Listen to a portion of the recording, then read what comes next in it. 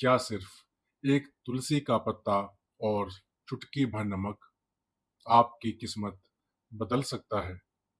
परमहंस योगानंद जी ने एक ऐसा रहस्य बताया था जिसे अगर सही भाव से किया जाए तो कर्ज मिट सकते हैं, घर में सुख समृद्धि आ सकती है और जो कभी असंभव लगता है वो भी सच हो सकता है। कहानी सुनिए अनिरुद्ध की, जिसने ये करके अपने गांव की किस्मत बदल दी। कहानी शुरू होती है एक छोटे से गांव से जो पहाड़ियों के बीच छुपा हुआ था। वहां रहता था एक साधारण युवक अनिरुद्ध। जन्म एक सामान्य किसान परिवार में, माँ बाप सीधे साधे मेहनती, लेकिन गरीबी की जड़ें इतनी गहरी कि हर पीढ़ी बस गुजारे भर की जिंदगी जीती आ रही थी। लेकिन अनिरुद्ध अलग था। रात को छत पर लेटकर आसमान के तारे गिनते गिनते वो मन ही मन ईश्वर से सवाल करता, हे भगवान, क्या मेरी जिंदगी में कभी समृद्धि आएगी? क्या मैं अपने माता पिता को वो सब दे पाऊंगा जिसके वो सच में हकदार हैं? दिन में वो गांव की छोटी सी किराने की दुकान पर काम करता, लेकिन महीने के अंत तक हाथ में कुछ भी नहीं बचता। एक दिन जब उम्मीद लगभग खत्म हो चुकी थी, अनिरुद्ध गांव के सबसे बुजुर्ग और ज्ञानी व्यक्ति बाबा रुद्र के पास पहुंचा। बाबा ने उसकी आंखों में झांकते ही कह दिया, ये सवाल पैसों का नहीं है, ये आत्मा की पुकार है। फिर बिना एक शब्द और बोले बाबा ने उसे एक छोटी सी पोटली दी और कहा, माले की ओर जाओ, वहां एक योगी है, परमहंस योगानंद। वो तुम्हें बताएंगे कि धन को कैसे बुलाया जाता है। लेकिन याद रखना, जवाब तुम्हें शब्दों में नहीं मिलेगा, अनुभव में मिलेगा। अनिरुद्ध ने प्रणाम किया और अगले ही सुबह बिना किसी योजना, बिना किसी भरोसे, बस बाबा के शब्दों पर विश्वास करके अपनी यात्रा शुरू कर दी। हफ्तों चलने के बाद बर्फ से ढकी ऊंची चोटियों के बीच हवा में फैली अलौकिक शांति के बीच वो पहुंचा एक छोटी सी कुटिया के बाहर। और वहीं पहली बार उसने देखा सफेद वस्त्र, शांत मुख और आंखों में जैसे अनुभव लिए परमहंस योगानंद जी को। योगानंद जी ने जैसे ही उसकी ओर देखा, बिना कुछ पूछे मुस्कुराए और बोले, तो तुम धन की तलाश में आए हो? अनिरुद्ध हैरान, उसने अभी तक एक शब्द भी नहीं कहा था। योगानंद जी ने आंखें बंद की और बोले, धन कोई वस्तु नहीं, ये एक ऊर्जा है और ऊर्जा को बुलाया नहीं जाता, उसे आकर्षित किया जाता है। अनिरुद्ध, मुझे समझ नहीं आया। योगानंद जी, समझने के लिए तुम्हें एक प्रयोग करना होगा। घर लौटो और हर सुबह अपनी रसोई के नमक के डिब्बे में एक ताजा तुलसी का पत्ता डालो। लेकिन इसे करते समय दिल से आभार महसूस करना और कुछ मत करना। अनिरुद्ध ने संदेह से पूछा, बस तुलसी का पत्ता डालने से पैसे आ जाएंगे? योगानंद जी मुस्कुराए, नहीं, सीधे पैसे नहीं आएंगे, लेकिन तुम्हारी ऊर्जा बदल जाएगी। और जब तुम्हारी ऊर्जा बदलेगी, ब्रह्मांड खुद तुम्हारी तरफ धन भेजेगा। तुम आकर्षण का केंद्र बन जाओगे। अनिरुद्ध के पास खोने के लिए कुछ नहीं था। वो लौटा और उसी दिन से यह करना शुरू कर दिया। हर सुबह नहाने के बाद तुलसी का एक ताजा पत्ता तोड़ता और पूरे दिल से आभार जताकर नमक के डिब्बे में रख देता। शुरुआत में कुछ नहीं हुआ। 2 हफ्ते तक जिंदगी वैसी की वैसी रही। फिर एक दिन उसकी माँ को पुराने संदूक में एक छोटा सा थैला मिला जिसमें 700 रुपए थे, जो शायद दादी के जमाने से रखे गए थे। अगले ही दिन एक पुराने दोस्त का फोन आया। पिताजी की दुकान में काम है, तनख्वाह भी ज्यादा है, आओगे? अनिरुद्ध की खुशी का ठिकाना नहीं था। उसने तो जैसे कि वो पा लिया था जिसकी उसे तलाश थी। उसने अगले ही दिन उस दुकान पर काम करना शुरू कर दिया और फिर एक दिन दुकान पर अचानक एक बड़ा ग्राहक आया और हजारों की खरीदारी करके चला गया। अनिरुद्ध अब भी समझ नहीं पा रहा था कि ये सब कैसे हो रहा है, लेकिन हर बार जब वो तुलसी का पत्ता डालता, उसके भीतर एक अजीब सी हल्की, ताजा और पवित्र ऊर्जा फैल जाती, जैसे किसी ने उसकी आत्मा का बोझ उतार लिया हो। एक सुबह बाबा रुद्र फिर उसे मिले। बाबा मुस्कुराकर बोले, अब समझ आ रहा है बेटा? अनिरुद्ध ने सिर हिलाते हुए कहा, बाबा, पर ये हो क्या रहा है? एक पत्ते से मेरी किस्मत कैसे बदल रही है? बाबा ने गंभीर होकर कहा, तुलसी कोई साधारण पत्ता नहीं है, ये देवी का स्वरूप होती है और नमक पृथ्वी तत्व का शुद्धतम रूप है। जब तुम हर सुबह श्रद्धा और आभार से तुलसी को नमक के साथ जोड़ते हो, तो वो ऊर्जा तुम्हारे भोजन में जाती है और जब वो ऊर्जा तुम्हारे भीतर जाती है, तुम्हारे विचार बदलते हैं और जब विचार बदलते हैं, तो तुम वही बन जाते हो जो तुम सोचते हो। उस दिन के बाद अनिरुद्ध ने सिर्फ तुलसी डालना ही नहीं, बल्कि धन्यवाद करना भी शुरू किया। अपनी माँ के लिए, पिता के लिए, उस दुकान के लिए जहां वो काम करता था, और उन पैसों के लिए जो आ चुके थे और जो आने वाले थे। धीरे धीरे जहां पहले महीने के अंत में जेब खाली रहती थी, अब थोड़ी बहुत बचत होने लगी। जहां पहले ग्राहक देखकर वो घबरा जाता था, अब वो सहज और आत्मविश्वासी हो गया था। रिश्ते सुधरने लगे, माँ मुस्कुराने लगी, यहाँ तक कि एक दिन पिता ने कहा, बेटा, आजकल घर की हवा बदली बदली सी लगती है। लेकिन दोस्तों, कहानी यहीं खत्म नहीं होती। एक दिन अनिरुद्ध अपने गांव के मंदिर गया। वहां साधु संतों का भंडारा चल रहा था। अजनबी लोग लेकिन उसे देखते ही मुस्कुराने लगे। किसी ने कहा, तुम्हारे भीतर कोई अद्भुत शांति है। किसी ने कहा, तुमसे मिलकर लगता है जैसे कोई पुराना अरमान पूरा हो गया हो। अनिरुद्ध को एहसास हुआ, ये सिर्फ धन का खेल नहीं है, ये उसकी आभा, उसकी ऊर्जा और उसके विचारों का बदलाव है।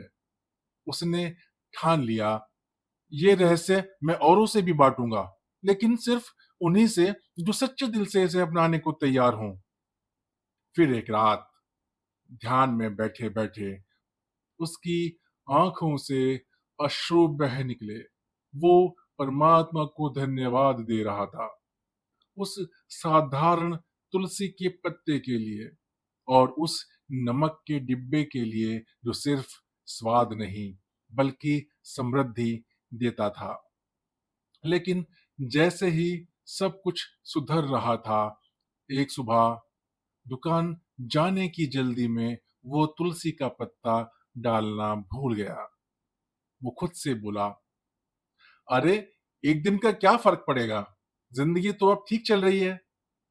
शायद यह छोटी सी लापरवाही नहीं थी, शायद ब्रह्मांड ने उसकी परीक्षा शुरू कर दी थी। पहला संकेत आया उसी सुबह। दुकान में अचानक ग्राहकों की भीड़ बढ़ गई, पर अजीब तरह की बेचैनी के साथ। दो लोग आपस में उलझ पड़े। माहौल इतना बिगड़ गया कि गुस्से में दो ग्राहक बाहर निकल गए। अनिरुद्ध हैरान था, ऐसा महीनों से नहीं हुआ था। शाम को घर लौटते वक्त उसका ट्रांजिस्टर उसके हाथों से गिर गया और चूर चूर हो गया। थका हारा अनिरुद्ध जब अपने घर पहुंचता है तो देखता है कि उसकी माँ रो रही है, और रोते रोते उसकी माँ उसके गले लग जाती है और कहती है, तेरे पिताजी को आज सीने में भारीपन हुआ। डॉक्टर को दिखाया तो डॉक्टर ने कहा कोई दिल का रोग है। अनिरुद्ध स्तब्ध था। अभी तक सब तो सही चल रहा था, अचानक ये सब कैसे? उस रात वो छत पर अकेला बैठा, आसमान में टिमटिमाते तारों को देखता रहा। उसे महसूस हुआ शायद उसने उस ऊर्जावान क्रम को तोड़ दिया है। सुबह उठते ही वो फिर नहाया, तुलसी का पत्ता तोड़ा और नमक के डिब्बे में रखा। पर इस बार कुछ बदला हुआ था। वो हल्कापन, वो कंपन जो पहले महसूस होता था, गायब था। वो सीधा बाबा रुद्र के पास पहुंचा, आंखों में सवाल, पर गले से आवाज तक नहीं निकल रही थी। बाबा ने उसे देखा और बस एक वाक्य कहा, श्रद्धा जब आदत बन जाती है तो उसका प्रभाव समाप्त हो जाता है। अनिरुद्ध अवाक। बाबा बोले, तुमने सोचा एक दिन ना करूं तो क्या हो जाएगा, पर बेटा ये अभ्यास कोई मंत्र नहीं, ये एक ऊर्जा अनुशासन है। ये नियम नहीं, चेतना की निरंतरता है। जब वो टूटी, ब्रह्मांड ने भी उसी तरह प्रतिक्रिया दी।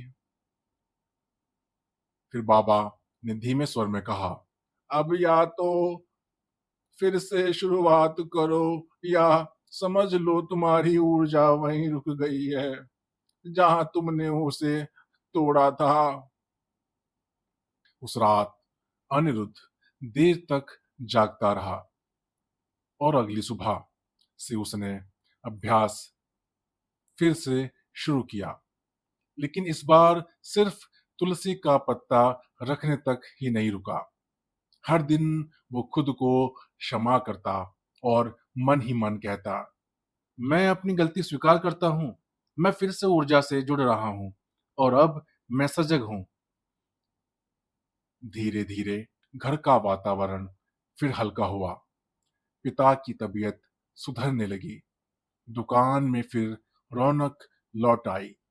पर अनिरुद्ध के भीतर कुछ बदल चुका था। पहले वह यह अभ्यास धन के लिए करता था, अब वो इसे ध्यान और चेतना की शुद्धि के लिए करता था। और अब वो चाहता था कि यह शक्ति सिर्फ उसके पास ना रह के बल्कि पूरे गांव में फैले। उसने गांव में एक छोटी सी बैठक रखी जिसमें लगभग 25 लोग आए। सबसे पहला सवाल उसने किया, क्या आपने कभी नमक को ऊर्जा माना है? लोग हंस पड़े। किसी ने कहा, नमक तो स्वाद के लिए होता है। अनिरुद्ध मुस्कुराया, नहीं, नमक जिंदगी बदल देता है। फिर उसने सबको प्रयोग बताया। एक साफ डब्बा लो जिसमें नमक रखते हो। हर सुबह स्नान के बाद एक ताजा तुलसी का पत्ता उसमें रखो। कुछ मांगो मत, बस धन्यवाद दो। और हर शनिवार उसमें एक चुटकी मिश्री डाल दो, ताकि तुम्हारे शब्दों और विचारों में मिठास बनी रहे। कुछ लोगों ने विश्वास नहीं किया, कुछ ने हंसकर टाल दिया। पर 3 माह में जिन 7 लोगों ने यह प्रयोग किया, उसमें से 5 खुद अनिरुद्ध के पास आए।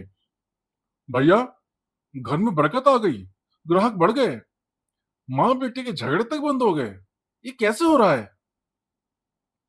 अनिरुद्ध ने मुस्कुराकर कहा, क्योंकि आपने अपने विचारों की ऊर्जा को दिशा दी है। अब ब्रह्मांड आपके साथ काम कर रहा है, आपके खिलाफ नहीं है। लेकिन उसने चेतावनी भी दी, ये सब सिर्फ दिखावे से नहीं होता। गांव की सबसे अमीर महिला ने यह प्रक्रिया फैशन के तौर पर शुरू की। हर सुबह पत्ता डालती, पर मन में अहंकार, दिखावा और व्यंग भरा रहता। 3 हफ्तों में उसके पति का बिजनेस घाटे में चला गया। जब उसने अनिरुद्ध से पूछा, तुमने तो कहा था इससे समृद्धि आएगी। अनिरुद्ध ने शांत स्वर में कहा, मैंने कहा था भाव से पत्ता डालने से आएगी। अगर भाव दूषित है तो प्रक्रिया उल्टा भी असर कर सकती है।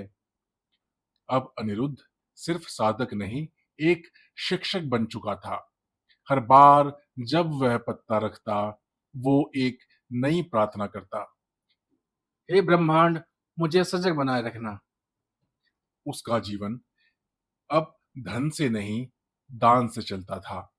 लोग दूर दूर से आकर यह प्रयोग सीखते, और हर बार वो एक ही बात दोहराता, नमक वो वस्तु है जो हर घर में है, लेकिन किसी ने उसे कभी ऊर्जा का भंडार नहीं माना। और तुलसी वो पत्ता नहीं, देवी का आशीर्वाद है। जब दोनों मिलते हैं तो बनता है एक ऊर्जा चक्र, जो जीवन को खींचता है समृद्धि की ओर। यही वो रहस्य था जो कभी परमहंस योगानंद जी ने बताया था, और अब अनिरुद्ध के जरिए सैकड़ों घरों तक पहुंच चुका था। लेकिन कहानी यहीं नहीं रुकती, क्योंकि असली चमत्कार तब हुआ जब उसने इस पवित्र प्रक्रिया को अपने घर से निकालकर एक ऐसी जगह शुरू किया जहां बस अंधकार और अभाव था। एक अनाथालय। एक दिन वह गांव के पास एक पुराने अपेक्षित अनाथालय के सामने से गुजर रहा था। बच्चे फटे कपड़ों में, किसी की आंखों में उदासी, किसी के हाथों में टूटी हुई रोटी। दीवारें भी जैसे अपनी कहानी सुना रही थी, मौन और थकी हुई। वो रुक गया, कदम खुद ब खुद भीतर चले गए। मेट्रन से मिला, जो कि एक बूढ़ी महिला थी, जो अकेले ही दर्जनों बच्चों की देखभाल कर रही थी। न सरकारी मदद, न स्थायी दानदाता, बस कभी कोई रोटी दे जाता, कभी पुराने कपड़े। उसने वहीं बच्चों के साथ जमीन पर रात बिताई। सुबह सूरज की पहली किरण के साथ उसने पूछा, क्या आप हर दिन तुलसी का पत्ता नमक के डिब्बे में डाल सकती हैं? मेट्रिन हंसी। बेटा, यहाँ तो रोटी के लिए नमक मुश्किल से आता है, तुलसी कहाँ से लाएं? अनिरुद्ध मुस्कुराया। उसी दिन आंगन में तुलसी का पौधा लगवाया, और रसोई में एक साफ डिब्बा रखा। उस पर लिखा था, आभार का नमक। अब हर सुबह जब खाना बनना शुरू होता, मेट्रिन या कोई बच्चा तुलसी का एक पत्ता तोड़कर उस डिब्बे में रखता, सिर्फ एक वाक्य बोलते हुए, धन्यवाद प्रभु, हम जीवित हैं और कृतज्ञ हैं। शुरू के कुछ दिनों में कुछ नहीं हुआ, लेकिन एक सप्ताह बाद अचानक एक विदेशी एनजीओ की कार वहां आकर रुकी। एक महिला उतरी। वो अमेरिका से आई थी। उसने कहा, इंटरनेट पर गलती से यह जगह देखी, बस एक बार आकर इसको देखना चाहती थी। उसने बच्चों से बात की, उनके साथ भोजन किया और फिर घोषणा की। हम इस अनाथालय को गोद लेना चाहता है। उसकी टीम ने वादा किया, हर महीने राशन, कपड़े, पढ़ाई की सामग्री और एक नई बिल्डिंग वो बनाएंगे। मेट्रन की आंखों में आंसू आ गए। उस रात अनिरुद्ध फिर वहां गया। बच्चों ने उसे घेर लिया। अंकल, क्या ये सब उस तुलसी और नमक की वजह से हुआ? अनिरुद्ध ने मुस्कुराकर उनके सिर पर हाथ फेरते हुए कहा, नहीं बेटा, ये तुम्हारे आभार की शक्ति है। तुमने शिकायत नहीं की, धन्यवाद किया। तुमने मांगा नहीं, स्वीकार किया। और जब ये हम ब्रह्मांड को धन्यवाद देते हैं, तो वो हमें वो देता है जो हम सोच भी नहीं सकते। अब वो अनाथालय मंदिर बन चुका था। दीवारों पर पेंट हुआ, बच्चों के कंधों पर नए बस्ते, और हर सुबह वे छोटे छोटे नन्हे नन्हे बच्चे हाथ जोड़कर कहते हैं, भगवान जी, हम समृद्ध हैं। आपने जो हमारे लिए किया, वो उसके लिए बहुत बहुत धन्यवाद। समय के साथ अनिरुद्ध पूरे गांव का मार्गदर्शक बन गया। लेकिन एक दिन वो बहुत बीमार पड़ गया। डॉक्टर ने कहा, इन्हें वायरल हो चुका है, चिंता मत करिए, ठीक हो जाएंगे। पर अनिरुद्ध जानता था उसकी यात्रा अब किसी और दिशा में जाने वाली है। उसने अपने सभी शिष्यों को बुलाया, बूढ़े, बच्चे, व्यापारी, किसान और महिलाएं, सबसे कहा, मैंने तुम्हें नमक के बहाने जो श्रद्धा सिखाई है, तुलसी से संवेदना, इसे कभी रस्म मत बनने देना। ये एक ऊर्जा सेतु है जो तुम्हें उस ब्रह्मांड से जोड़ता है जहां से सब कुछ आता है। फिर उसने सबको एक सफेद कागज दिया जिस पर लिखा था, जब तुलसी का पत्ता नमक के डिब्बे में और आभार दिल में होता है, तब रोटी सिर्फ पेट नहीं भरती, आत्मा को ऊर्जा देती है। और जहाँ आत्मा ऊर्जावान हो, वहाँ धन, सुख, प्रेम खुद चलकर आते हैं। उस रात अनिरुद्ध मुस्कुराते हुए शांत हो गया। अब वहां के गांव में हर घर में, दुकानों में, स्कूलों में, यहाँ तक कि सरकारी दफ्तरों में भी एक डिब्बा है आभार के नमक का। हर सुबह तुलसी का पत्ता रखा जाता है। हर बच्चे कहते हैं, हम समृद्ध हैं। अब निर्णय आपका है। क्या आप भी अपने घर में आभार का नमक रखेंगे? क्या आप भी हर सुबह तुलसी का पत्ता डालकर दिल से धन्यवाद कहेंगे? अगर हाँ, तो अभी नीचे कमेंट में लिखिए, मैं कृतज्ञ हूँ, और इस वीडियो को शेयर करिए ताकि आभार की ये लहर और भी घरों तक पहुंचे, क्योंकि हो सकता है अगला चमत्कार आपके घर में ही हो। तो आज के इस वीडियो में इतना ही। मिलते हैं आपसे एक नए विषय के साथ एक अगले नए वीडियो में। तब तक के लिए धन्यवाद, नमस्कार, हर हर महादेव।